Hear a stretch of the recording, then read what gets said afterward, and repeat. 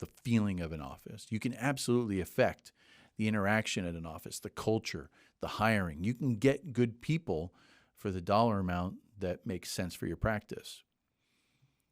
If you don't believe that, guess which path you're going to keep going down? You're going to be going down the have-to path.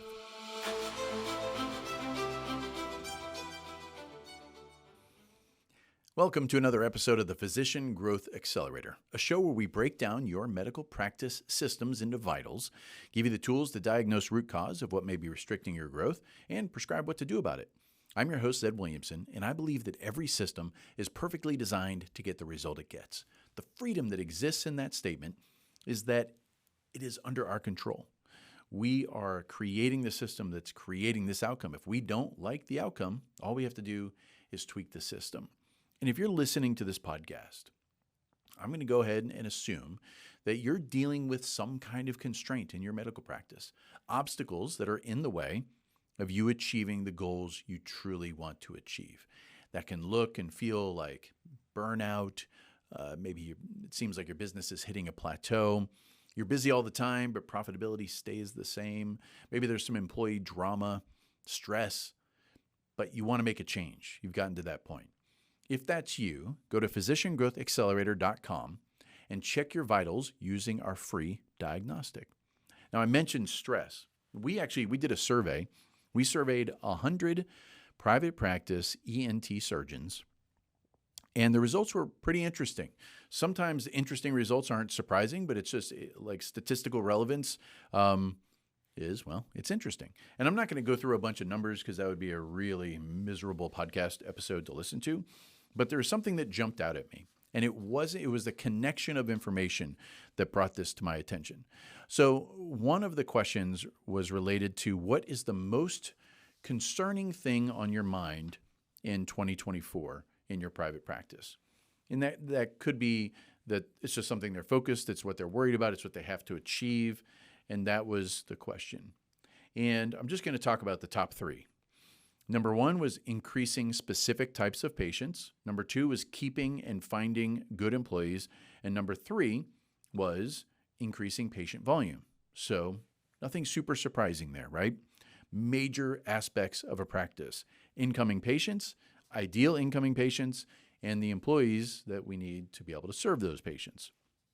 But here's what's interesting. We had multiple questions related to stress and how much people dealt with stress. And there was a range from, hey, I got a healthy amount of stress, to mild stress, to severe stress, to debilitating stress. 27% was severe or debilitating. That's a lot.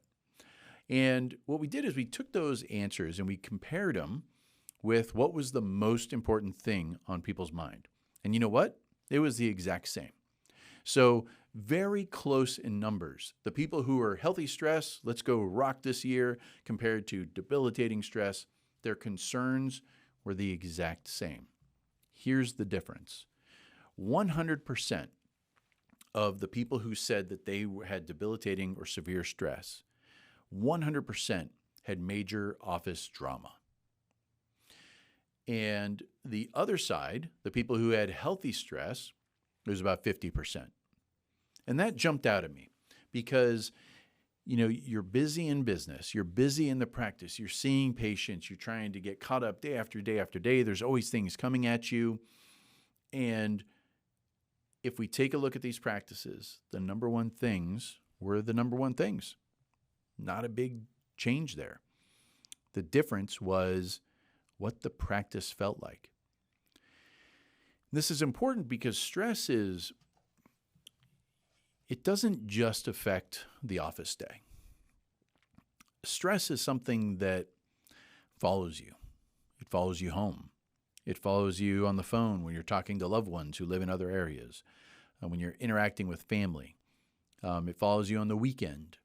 And we can get to the point where our brain is telling us that we're in massive survival mode. I just have to do this thing. I have to get to this. I have to get to this. And there's a problem with that. First of all, have to language is actually victim language. You don't have to do anything. And there's power in wrapping your head around that. in that everything is a choose to. Everything you're doing is always the most important thing to you at that time. And if you say, no, Zed, the most important thing to me is that, well, yeah, do I pay attention to what you do or do I pay attention to what you say? And so it's just a good self-reflection. You're doing something. You have decided it is the most important thing to be doing at that exact moment. It's okay. There's no judgment on what the thing is, but just beware that's what you're doing.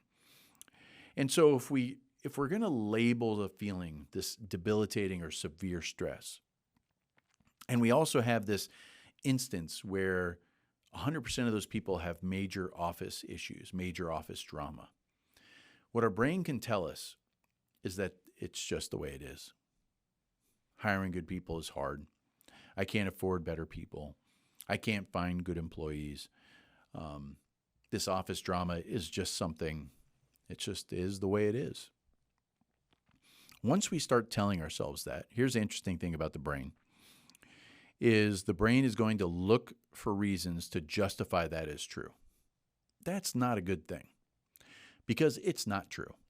You can absolutely affect the feeling of an office. You can absolutely affect the interaction at an office, the culture, the hiring. You can get good people for the dollar amount that makes sense for your practice. If you don't believe that, guess which path you're going to keep going down? You're going to be going down the have to path. You're going to be going down the let me bring stress to my weekend. Let me bring stress to my family. No one knows what I'm going through. You're going to go into that, that spinning scenario that just keeps feeding itself. The reason why I'm so passionate about the idea that every system is perfectly designed to get the result it gets is because we have to own it. There was a time in my business, I started this business about 13 years ago, and man, there was a point where our culture was not good. And it upset me because I had worked in places that had bad cultures, and it was really important. Like, you know what?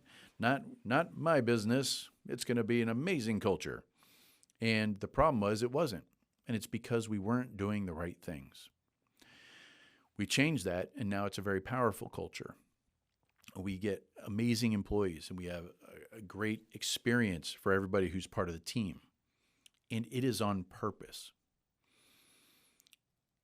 This survey of 100 ENT surgeons, it was eye-opening because what I worry about is whenever you get a 100% answer, I worry about people believing that another answer isn't possible and then letting that impact their behavior, letting it impact their beliefs, which then, unfortunately, you kind of write your own fate because you're going to keep looking for proof because your brain likes to be right. Your brain is worried about being alive today. And if we don't put some guardrails on that, it can spin us down a pretty bad place. I'm a fan of Stoic philosophy. I like studying a lot of different things. And Epictetus, he was alive around 2,000 years ago.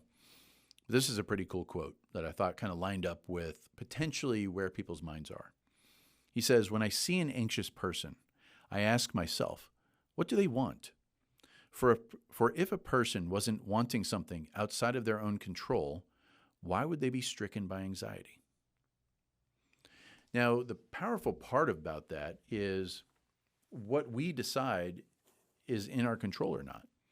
So if someone believes something is not in their control, then what we're doing is we're giving power to cause anxiety to something that we can actually control. So when you think about your practice and you think about stress is okay. To have zero stress, it means you're probably not alive. So healthy stress does exist because we're trying to achieve, improve, and grow. But if something is causing you debilitating or severe stress, check in on yourself. Check your belief about, is it something that can be changed? And if so, can you own the current outcome? Can you say, I am operating a system that is putting me in this position? The second you say that, say it out loud if you can, you'll get this feeling where you'll go, okay, now that I've admitted that, it's going to make you more open to identify how to get out of that feeling. You don't have to be dealing with in-office employee drama and all that stuff. You can change things on purpose. And if you're thinking about your practice, I want you to think about it from the standpoint is, what is a dream of yours about your practice? Let's say 3 years from now. What are you experiencing? You're in your practice and you're witnessing, yes, this is what I'm looking for. What does that look like? Is the idea of stress or employee or office drama, is it an obstacle? Is it a barrier, a constraint on getting to that dream? The Physician Growth Accelerator knows where to look and how to remove the constraints that are hindering your growth. Go to physiciangrowthaccelerator.com and request a business assessment review. Thank you, and we'll see you again on the Physician Growth Accelerator.